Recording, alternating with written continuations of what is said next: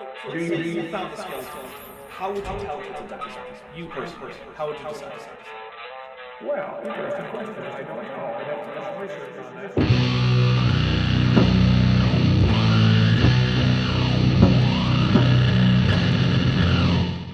Hey there YouTube, the Dapper Dinosaur here. Today we're going to take a look at a talk given by Dr. Tasman Walker at an event called the Seattle Creation Conference on September 26, 2015, and uploaded in December of that year. The talk is Mega Catastrophe, Evidence for a Planetary Disaster of Biblical Proportions. Taz is an engineer with a legitimate postgraduate degree in engineering from the University of Queensland. He, despite not being a geologist, seems to be Creation Ministries International's pet geologist, and normally works out of Brisbane, Queensland. I cut out most of his introduction as I'm not interested in his philosophical musings. I'll just say he's complaining that methodological naturalism is bad for geology. Obviously it's not, as geology is doing quite well and making people billions of dollars each year, all without invoking miracles. One quick note, this video was uploaded in stunning 360p, not even standard definition for TV, so that's why it looks terrible. But let's pick up after he starts actually talking about science per se, rather than the philosophy thereof. And we mentioned James Hutton and the significance of his ideas, which have been picked up and are being run with today. And one of the things that he wrote in promoting his philosophy is that to explain things in the past, no powers are to be employed that are not natural to the globe, no action to be admitted except those of which we know the principle. Which is to say, you can't just make up whatever fantastical thing you want to explain geology. You have to actually have chemistry and physics to back up your ideas. That seems pretty reasonable. Of course, the problem is we don't know everything. And what say things happen in the past of which we don't know the principle? Then, of course, we're going to be totally misled. No, then we will discover that no currently known principle has the ability to account for what we have found, and so geologists will have to look to physics and chemistry to find new options to explain whatever otherwise unexplained formation they have found. This has already happened in geology, but I think we'll get into that later. But out of this philosophy comes the geological timescale, and I put up a chart yesterday which had that timescale on it in the form of a big table, but it's presented in various forms. This is another way in which the timescale is presented. Dr. Walker then goes on for an inordinate amount of time, ironically talking about how much time there is in the geological timescale. I'm skipping it. And Derek Ager, I mentioned Derek Ager, he's very quotable, and in his book called The New Catastrophism, he says here that just as politicians rewrite human history, so geologists rewrite Earth history. Most people think that geologists are discovering things which are objective, which are based on observation, which are agreed. But here's one geologist who makes it clear that it's very subjective, just like politics. It depends on which party you belong to. And he says for a century and a half, the geological world has been dominated, one might even say brainwashed, by the gradualistic uniformitarianism of Charles Lyell. That's a quote from the single-page preface of the book. Let's see what the context is. Quote, "For a century and a half, the geological world has been dominated, one might even say brainwashed, by the gradualistic uniformitarianism of Charles Lyell. Any suggestion of catastrophic events has been rejected as old-fashioned, unscientific, or even laughable. This is partly due to the extremism of some of Cuvier's followers, though not of Cuvier himself. On that side, too, were the obviously untenable views of Bible-oriented fanatics, obsessed with myths such as Noah's flood, and of classicists thinking of Nemesis. That is why I think it necessary to include the following disclaimer, in view of the misuse my words have been put to in the past. I wish to say that nothing in this book should be taken out of context and thought in any way to support the view of creationists, who I refuse to call scientific." End quote. Dr. Ager, who died some 12 and a half years before this talk, was one of the geologists pushing hard for what is sometimes called actualism, which is to say acknowledging that things like asteroid impacts, floods, and continent-scale volcanism have been major factors in geological history. And believe me, if he'd seen reason to accept a global flood, he was the kind of person who'd be excited. Instead, he spent years of his life trying to correct this kind of abuse of his work. And now that he's gone, Creation Ministries International is just going to continue misrepresenting him.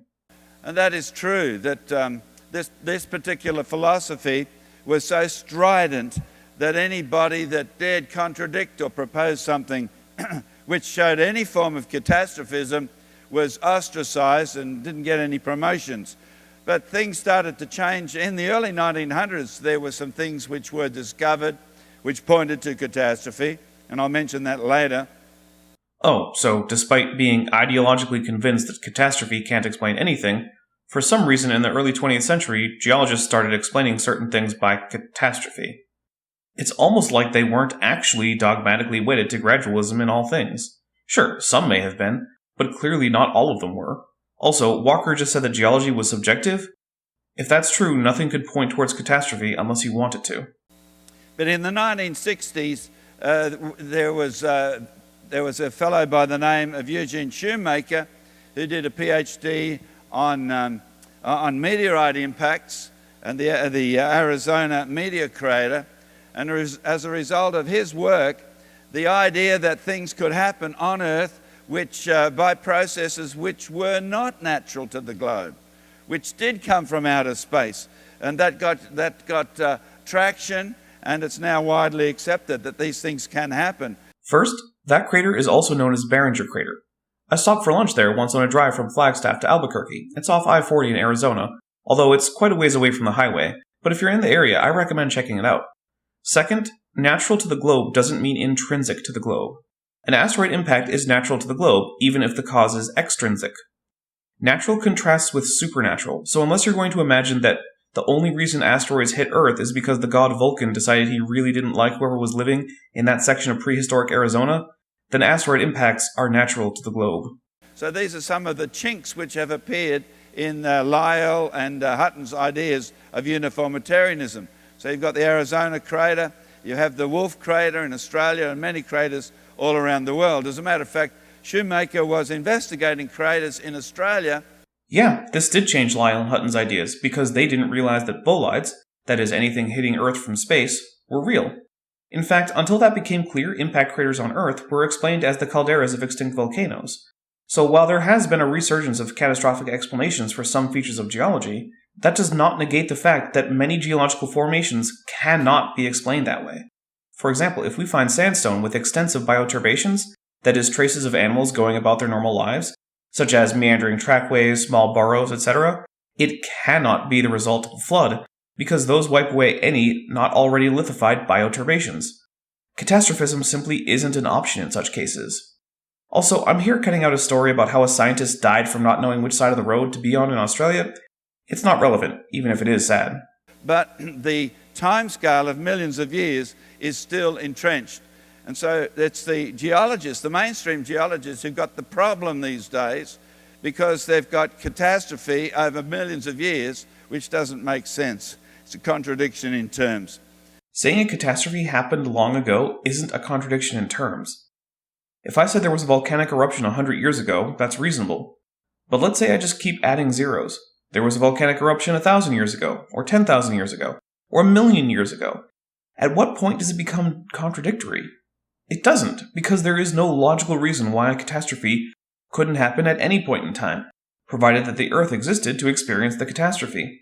And even if the entirety of geology could be explained via catastrophe, which it can't be, it would not negate things like the relative and absolute dating of various strata, which would stand. All that would change is how long deposition tends to take and how often it happens. So what the Bible actually gives us a way of understanding catastrophe on the Earth, the mega catastrophe. In order to propose a mega catastrophe, you can't just point out that smaller catastrophes have occurred. Those small-scale catastrophes are proposed because of positive evidence, and because the resulting geology is inconsistent with other geological processes. You need to show the actual positive evidence of this catastrophe. But Dr. Walker is talking like the existence of the catastrophe is fait accompli.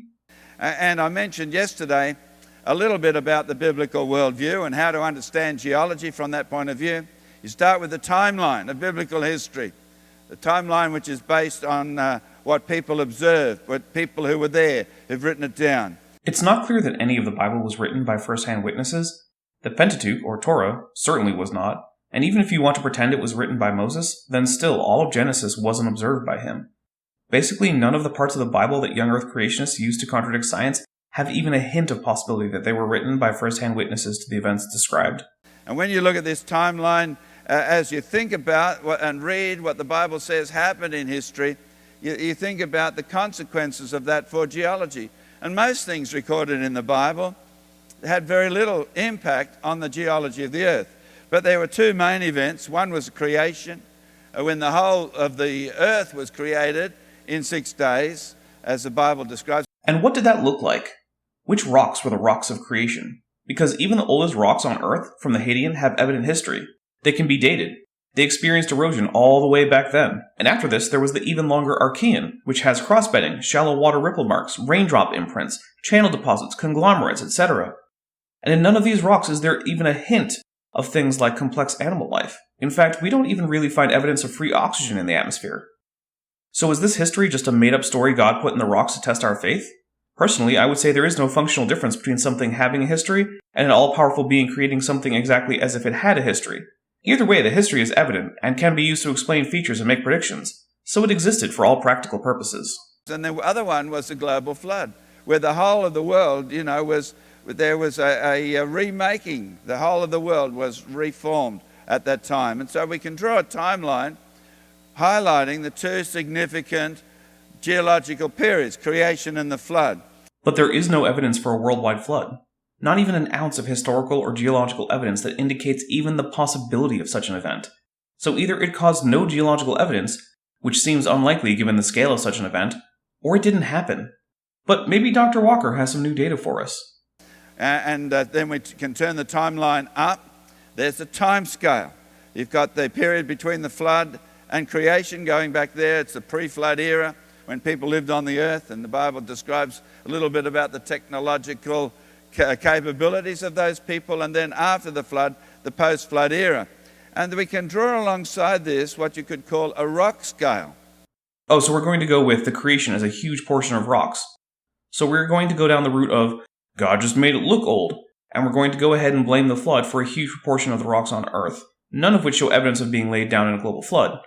This does not bode well. Which indicates the amount of rocks that we find on the Earth.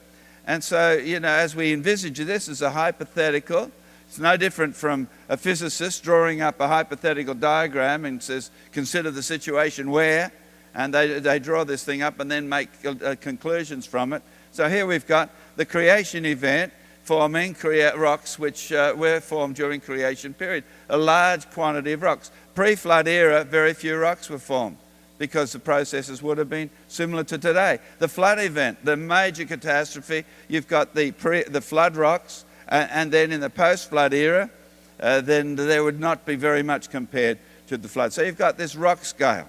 Okay, so when the waters rise, they should cause a single massive worldwide flood deposit as they erode creation and pre-flood rocks, resulting in sedimentary rocks made of particles of those rocks appearing as a worldwide graded bedding deposit, which would subsequently be eroded by the slower recession of waters. So we'd expect some outflow channels cut into that graded bedding, followed by some more depositions, probably in ocean beds. Too bad such worldwide deposits aren't found. Additionally, since by the time the flood started to recede, everything not on the ark was dead, or at least all the land-dwelling nostril breathers were dead, any layers deposited by the recession of the waters should be devoid of evidence that these creatures were alive, such as tracks, nests, coprolites, etc. But we do not find such layers either. And we can divide it up a little bit more, and we're just looking at the flood period. There you can say, well, there was a period where the waters were rising during the flood. As the waters were coming up on the earth, the Bible describes that. The waters prevailed and they increased till every high mountain was covered. And then there was a period when the waters were going down, when they were receding. Alright, so I guess we broadly agree on what would happen. Although I feel like I should point out that erosion at point A is usually the same as deposition at point B, so it's not like the receding water can erode everywhere. It'll have to deposit eroded flood sediments in some places. And the Bible describes that as well. It talks about the waters receded and Noah was in the ark trying to figure out when the land would be dry, releasing the raven, releasing the dove. So there's the recessive stage. So the inundation involves deposition of sediments. The receding stage involves the erosion of landscapes. And we can add another one, and of course, it is helpful actually. And so just looking at the recessive stage, there was a period when the whole world was covered in water and the waters were receding, and then they were reduced into very large channels. And so we've got this little model here. See, I agree that we should have outflow channels on a global scale. But we don't, at least not here on Earth. And we know because a planetary neighbor, Mars, has not quite global, but close to it scale features of giant floods. We have flood channels in such places on Mars as the Circumcrease region, the Tharsis region, Amazonas and Elysium Planitia, Utopia Planitia, the Hellas Basin, the Argyll region, and perhaps around the North Pole of Mars. Let's look at one, Cassae Vallis, which is some 1,600 kilometers or nearly 1,000 miles long. Outflow channels on Mars are the result of what has been called megafloods, so they may make a pretty good analog for a global flood that's draining. One of the things that we can notice is that the channel is smooth. It's not branching or tree-like we see in the slower formed canyons like the Grand Canyon or river complexes like the Mississippi or Amazon and their tributaries. They also tend to be quite broad compared to their length, and also show signs of being braided. They leave behind teardrop or eye-shaped islands where the water ran up against something too solid to easily erode, and they tend to have very wide mouths. Problem is, this isn't a kind of formation we really get on Earth, at least not often. Really, the only place I know of on Earth with such features are the scablands of southeastern Washington state. But a worldwide flood would have placed such features at the coast of every continent in impossible-to-miss ways, yet no such outflow channels exist. Now, I developed this just on the back of an envelope many years ago, and trying to figure out how to fit the geological column into the biblical history. What Dr. Walker here has admitted to is what the academic community broadly considers fraud. You don't try to fit the data to a prior assumption made independent of the data. The moment you do that, you're no longer being scientific or scholarly. From now on, anytime Dr. Walker says anything, we need to remember that he has admitted to being a fraud. But with that admission of fraud, I figure it's time to take my leave. I just want to say thank you to Ilya Moon, who made today's rather fun fan art, and to Corporal Anon and TD Lane, who were huge helps in researching and fact-checking not just this video, but my script for the whole series. I hope you all enjoyed this video. If you did, don't forget to hit like and tell me in the comments what you liked about it. If you didn't like it, hit dislike and tell me why. Either way, please subscribe and make sure to hit the bell, so you're always notified when there's new Dapper Dino content. I'm the Dapper Dinosaur. Thanks for watching, but before you go, I'd like to thank my patrons, especially my $20 and above patrons, Van Tovend, Ian Chen, Speed of Sound, Chris Love, Henry Hutanen, and Bob Knob. My patrons help me keep this channel going because, as you may know, YouTube is a very volatile platform. If you'd like to help out, my patron tiers start at only $1 a month, and it automatically gets you access to the exclusive patron-only Discord server, as well as early access to my videos and voting for what next topic should be. For example, my patrons tend to be the ones who decide which episodes of Things That Aren't Dinosaurs I'm going to do, as well as sometimes who I'm going to cover next in the next debunking series. If you feel like a monthly donation isn't right for you, but you'd still like to support the channel, remember, every like and share and comment helps the channel. But if you'd like to help in a more material way, I do have a wish list for Amazon.com and a Teespring store. Links in the description. Thanks for watching. So let's say you found the skeleton. How would you tell it's a dinosaur? You personally, how would you decide? Well, interesting question. I don't know. I'd have to do some research on that.